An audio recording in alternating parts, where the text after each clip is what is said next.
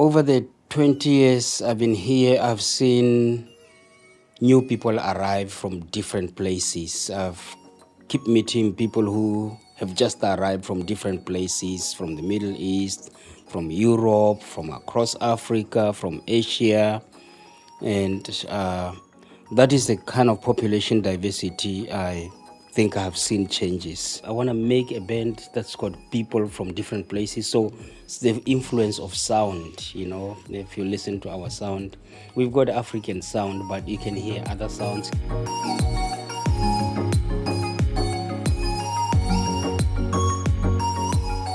Kia ora whanau. Here is another episode and another guest. I'm very excited to have this kōrero with my friend who is here in the studio, Judah. Judah, how are you, brother? I'm good. I'm very good. Thank you. Thank you for having me. Thank you. Thank you for coming along, and I'm excited to have this kōrero with you to a little bit have a conversations on what do you do and the things, the mahi that you lead. Brother Judah, it's good I connected with you and know you in the community and things we do together and all of that stuff.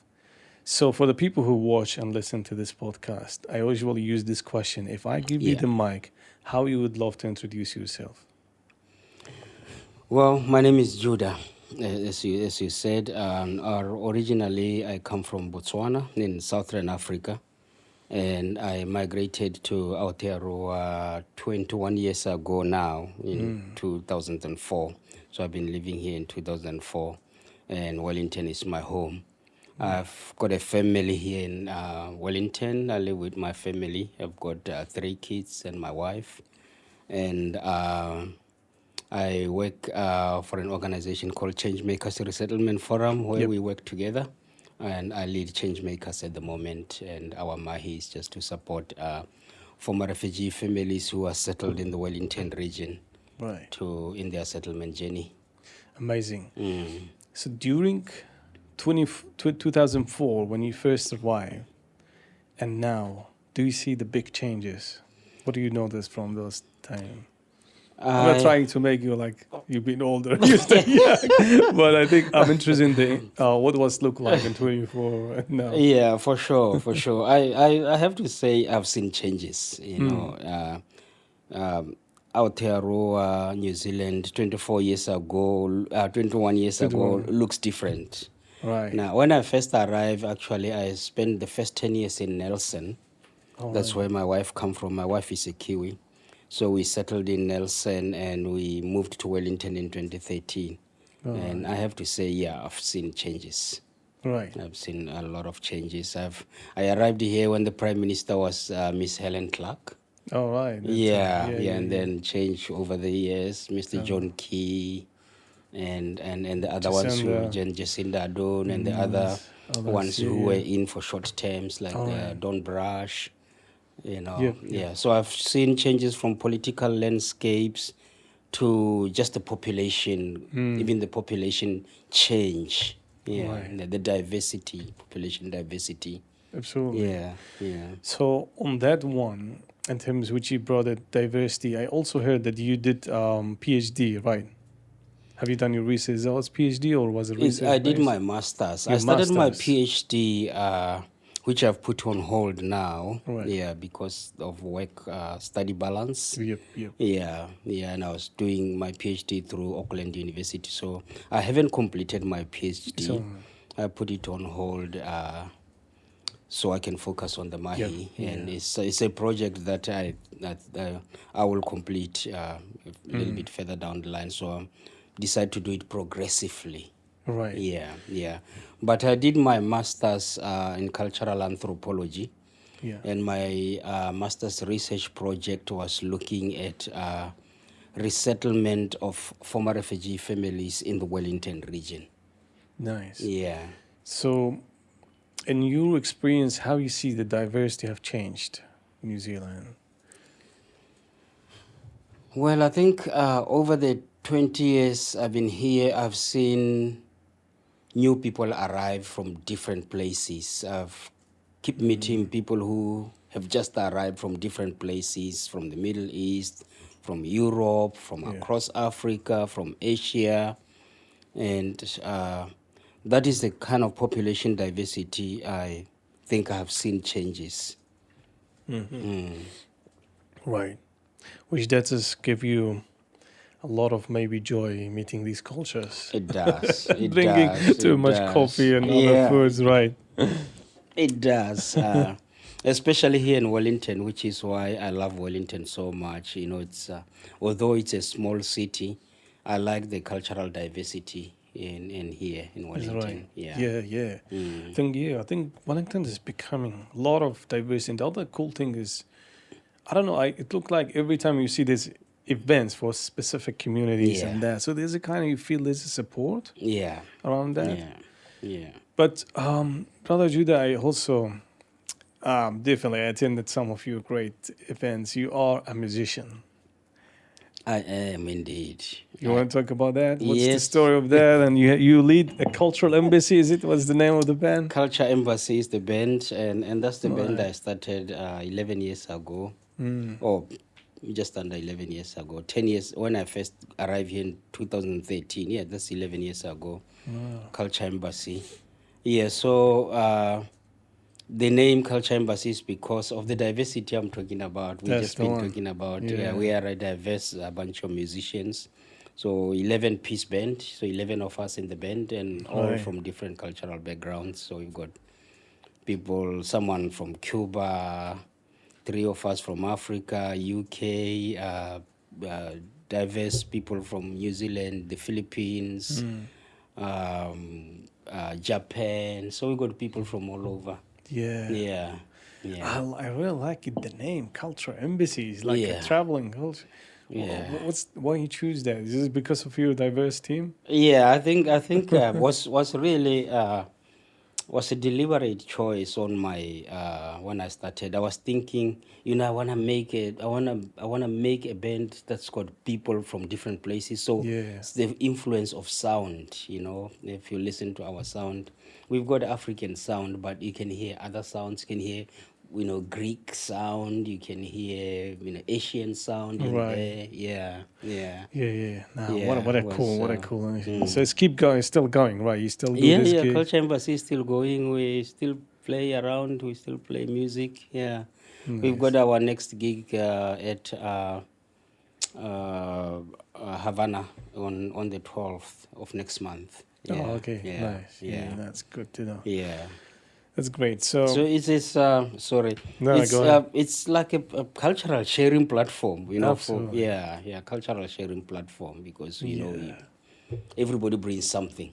yes, Yeah. and especially all the way to New Zealand. Yeah, especially all Because, the way you to know, New Zealand. Yeah, yeah. This is the initiative or kind of cool things that some people said, let's celebrate it. Yeah. Because you brought the idea, you brought the people, you build the music, you build the flavor as Yeah. well to a place who could be very far from the world that we engage with different cultures that's Yeah. all there in the world. So I think it's cool.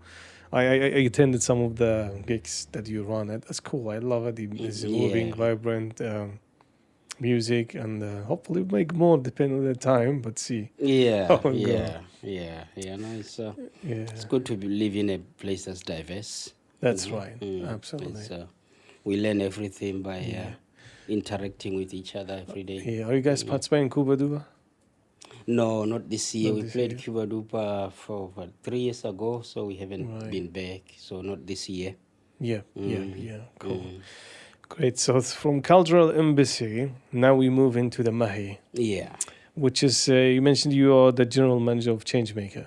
Yes, I am. I'm the general manager of Yeah. ChangeMakers. So there's So- People who maybe don't know about exactly what do you want to give us like a brief a little bit on what exactly ChangeMakers do? Then we Yeah. start from there.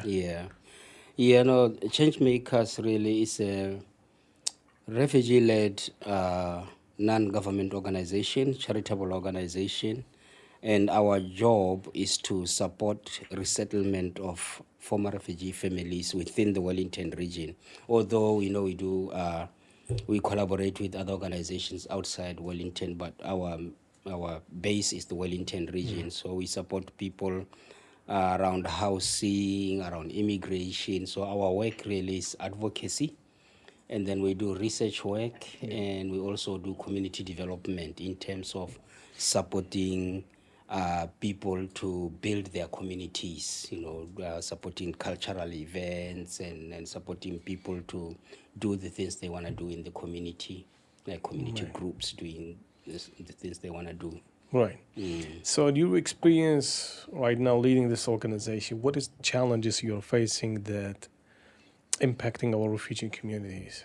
There's several challenges really in the resettlement of former refugees. I mean, the first challenge really is most people who come as former refugees, people who have been displaced before. Yeah. Just the settling itself, it's quite a big challenge. But other challenges, range from as an organization, range from funding, as we are a charitable organization, securing funds that can keep us going, that can keep us going, doing that advocacy work we are doing, like advocating for people to get visas, to bring their family members over to New Zealand, to find housing, to find jobs. There's a number of challenges for people settling in a new country, especially people coming from formerly displaced backgrounds. Yeah. Right. Even employment, we work with people, supporting them to find jobs or find the jobs that match their skills. Yeah. Yeah. Absolutely. We've been, and this issue, some of them is keep going for years. Do you think, in your experience, and especially many research have been done, I think, through ChangeMakers, why some of the issues we can see they're still going on, like let's say employment. In your perspective, what do you think? What's the gaps? What should be done in employment? Is that still we face the people who are not having meaningful jobs just because of their backgrounds? What do you think about this issue? Yeah, I think some of the problems are systemic issues. Like when people get settled in, some of these gaps in the processes. Like, for example, talking about people who come with skills or qualifications. They come from where they come, they've got skills and qualification. But you find that the employees or the employers are not informed enough about the resettlement processes. That is a gap. So the employers some of the employers wouldn't recognize people's skills because they come from a different culture or different country. We work with people who come with qualification, people who've been a judge, they can't practice and they have to go back to university to start from undergraduate level. Yeah. Right. But some of the challenges could be language barrier. Yep. That is a common challenge. But in places where people can speak English language, that's systemic right. challenge. Yeah. So that's one. Then we also talked about before podcast. We were talking about the housing is now becoming big issues. Would you elaborate more about what are you hearing? What's going on in this area for our communities in housing? Yeah, no, housing is a big challenge. There's multiple challenges with housing. I'd say the first one is affordability, housing affordability. Right. People to afford a decent home to live in. It's very hard for most of our people. Most of our people either working in low-paid jobs or struggling to get a job on the benefit. So housing affordability. Mm-hmm. The second one is the general shortage of houses in New Zealand. But there's also issues of things like racism, or maybe cultural incompetence, where some of the housing providers has got mistrust from the people from different cultural backgrounds because they don't open up to, they don't believe these people will look after the house or they will be good tenants. Right. Yeah. So we've seen some of that. As we support people, we see some of that. Right. And how are you guys addressing this? Are you guys talking to specific agency to find out about these issues? Yeah, we work with different agencies. We try, as ChangeMakers, we try to collaborate with other agencies. You know, we work with agencies like the Toi Mahana, the former Council Housing Agency. We work closely with Ministry of Social Development, who are the main funders for people who don't have jobs. We work closely with them. But there's also a network of former refugee stakeholders, the people who work with former refugees and people from the communities. So that network has been going for a few years now. And we look at the priorities of advocacy, and housing is one of those. So in the network, we invite housing providers, different housing providers come, and then we talk to them. We share the problem we are seeing with settlement. Yeah. Right. Yeah, and I attended one of this, which is good to have stakeholder networks going on. Yeah. And so maybe, do you want to talk about that one? Is it happening monthly? Just we know, but do you think maybe someone who could? Is it open for everyone, or is it open for organizations? Yeah. How it work that even community members. They can come in. Yeah, even community members. I was actually been talking to one of my teams because we've got ChangeMakers is currently leading a project that's funded by Immigration New Zealand called Meaningful Refugee Participation. I'm sure you've heard about that. Yeah. So we've got a steering group that's leading that project, and the steering group is led by former refugees. They're all former refugees, and my colleague Dimisa is the coordinator. So the steering group meet regularly to work on what projects is needed for the community. The one that we are running now is the governance and leadership training that we run in the workshop. There's 6 series of 12 workshops we started 2 weeks ago, and they're going to go up to June. Yeah. So everybody's attending, including the community. So through the steering group, we encourage them to invite community members to attend the network meeting. So the network meets every 3 months. Right. Actually, every 3 months. So we had our recent meeting, and then we have another one coming, I think in May or either early April or May. I forgot the date. Yeah. And I'll share the date with you. So the network meets and then discuss on the priority areas for advocacy. At the moment, we're focusing on housing. Right. Yeah. Okay, great. That's good to know. And in terms of on programs, what other programs are, let's say, are priority for you guys as organizations in ChangeMakers? What other? You mentioned the meaningful participation. What other programs is there for people to know that to can engage with you guys? Yeah, we've got driver training programs. Yeah, so we've got 2 driving programs now. We've got Turning the Cab, which is just for refugee background women. Yep.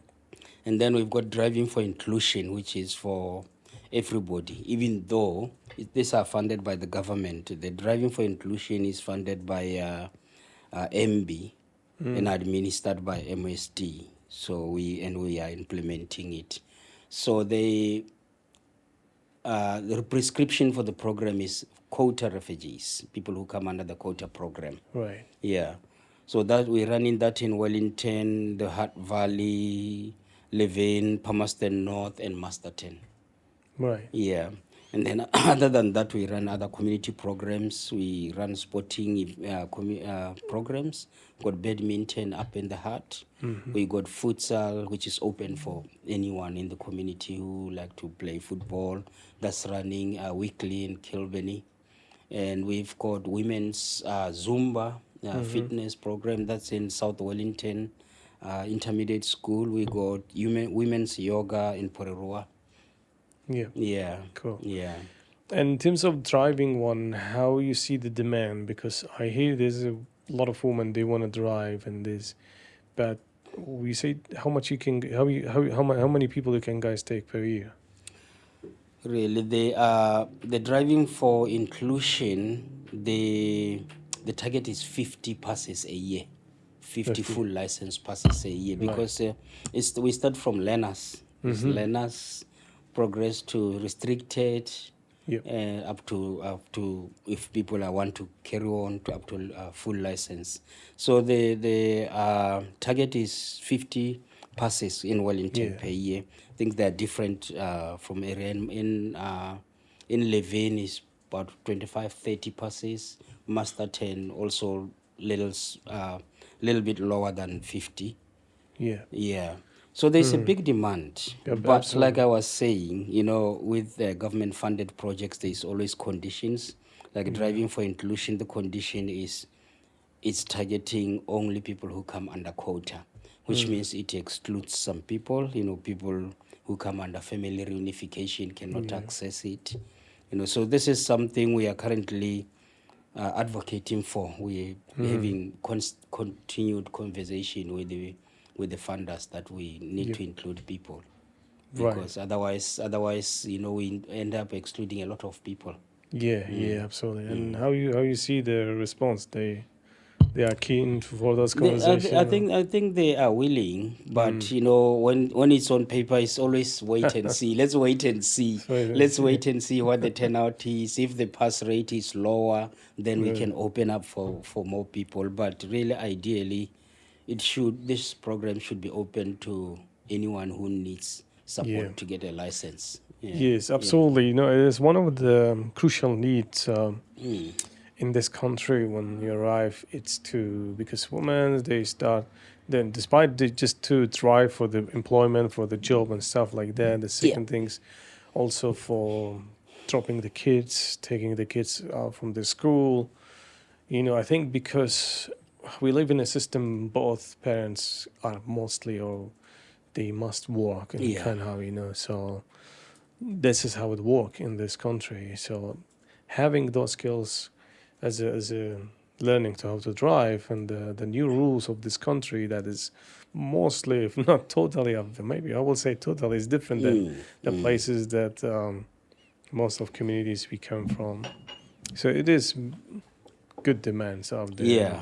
No, driving, being able to drive is crucial. Even employment. Yeah, most employers, they will ask you if you have a driver's license. Most employment opportunities require that you have a license.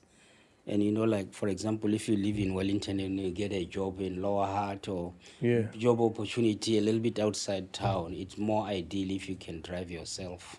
Yeah, absolutely. Yeah. That sounds great. I still have time for one or two more questions. Do you want to talk about the research? Or is that published? Yeah, no. Let's talk about the research, because I did the research and there's findings out there, and I'm don't think I'm not sure if the Refugee Alliance is the one who is supported or sponsored. Supported it, and they're the ones who is responsible for publishing it. But we can talk about it because I've done it. Yeah. So the one question about them. Okay, I think we'll save time for 3 questions. Yeah. I want to ask you about, first, what drive you to do that research? What passion you to say, okay, I want to do this? Well, like I said, when we started talking, that my background, my study research, my biggest interest is migration and culture. How people migration. How migration affect people, right? How people when they move into new cultural environments, how that affect people's well-being and their families, and I did my master's in displaced migration. Right. So it's a topic that I got quite passionate about, just because I connected with the people. Even through my research, I connected with people. I got to understand the needs of resettlement and the impact of displacement on people's life. Right. So with the research, the National Voice research was really a topic that came from the Refugee Alliance. Yeah, it wasn't my topic. It wasn't my research. Like I decided they were interested to find out what's I want to going do this research. Yeah. They were looking for someone to do the research, and then ChangeMakers, we had capacity. Back then, my predecessor, Jax, was still the general manager, and I just took the role of researcher, and I had capacity to do it. So I did it, and I did it because I also I can connect with communities. Right. Yeah. And what was the finding of it? Some of the findings. Yeah, because this was a nationwide. Although I did not manage to do all the 13 resettlement centers. I did 9 out of 13 from Auckland all the way to Invercargill. But the key findings, the key finding was really lack of information. That was the biggest one. And then language barrier was across the communities. Everyone talk about language barrier, you know, that it and I think that what affects lack of information. When I say lack of information, I mean a lot of people not knowing what is their entitlements, what is their rights, what is their responsibilities. There's people who, especially people who have been here 3, 4, 5 years, sometimes even 6 years, people still not sure, how to buy a house, how to be a homeowner, how to navigate the system. And that was one of the big ones. And then the other ones were things like just the resettlement issues, people being resettled in areas that really don't support the settlement. Right. Yeah. Oh, that's interesting. Yeah. Yeah, that's good. So the research is not available yet, right? It's not widely available online. It hasn't been published yet. Not yet. Okay. It hasn't been published yet. Cool. That's good. That's good piece of. But it will be good to when it's available for people to have a look, because I talk to communities across the country. Yeah. And also different regions have got different specific needs. Yeah. Like people in districts have got slightly different needs from people in the cities. Yes. Yeah. And unsurprisingly, housing was one of the issues that keep coming up. Employment keep coming up. People not finding suitable employment or being underemployed. People with skills working unskilled jobs. Yeah.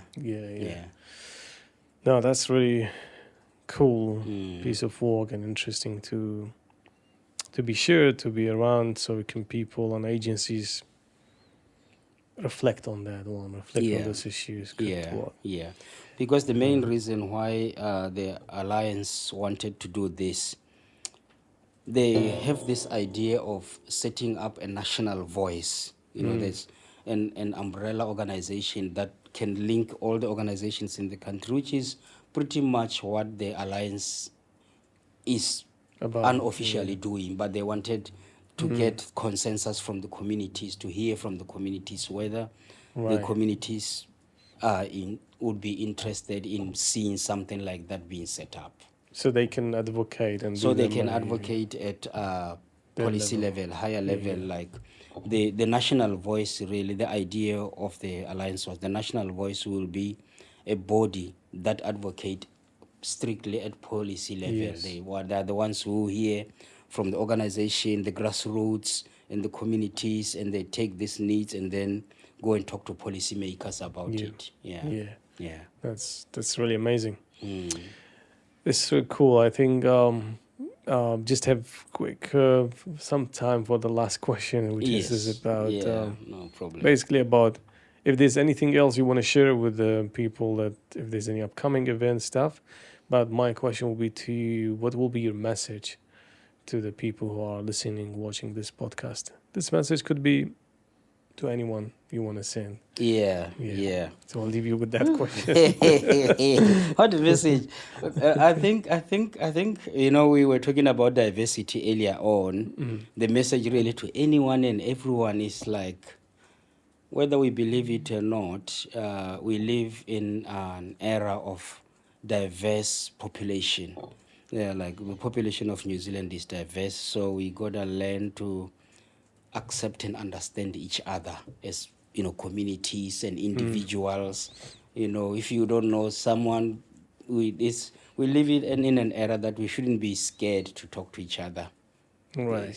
That's the message. We should be open to have a conversation with each other. You don't know where you're coming from, because we talk about diversity. Our government has been talking about celebrating diversity. It's a real thing. So we got to understand that we're in that time. Love that. Especially one of the things that I forgot to mention, Yep. the last few years we've been doing this photo exhibition called Changing the Narrative. Yep. And this was specifically about the mainstream population view of what it means to be a refugee. You know, some people think, you know, refugees are people who need handouts, or you know, struggling people.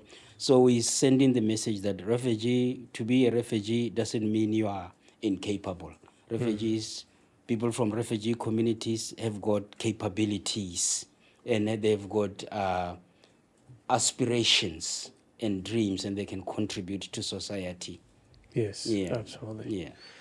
Great message, amazing. So with that one, we're coming to end of this podcast for today, but we also have some tradition we do. I want to see if we have a pen here. Team, do you guys? Oh, there's a pen here. So, Wadaji, there's here a question for you from a previous guest. You may not know who was it, but you will also have a chance to write a question for the next one. Yeah. So that's so cool. yeah, let's see what they have. This is the question. It says, what helps you to regain your confidence after getting knocked down? Wow. This is the question been left to. Yeah, it's a pretty good question. It's a pretty good question. Personally, what helps me? You know, I'm a musician, and I find that I usually get my strength from writing about the events and incidences, and even, you know, might be negative or positive. Something happened, it's usually when I write it down, it makes me reflect on it better, and that reflection can give me strength. And it's music, usually for me it's through music. Right. Yeah. Beautiful. Singing a song, writing lyrics. Yeah. Awesome. Thank Yeah. you. Thank you so much, Brother Judah. It was great to have this corridor with you again today, and I look forward to do more mahi and things around in the community and things. So thank you for coming. This was the end of Absolutely. today. Yeah. Thank Appreciate you so much for having me. Thanks, it. team. Thank you. Great. Much appreciated. Yeah. Kakite. Bye-bye. Kakite.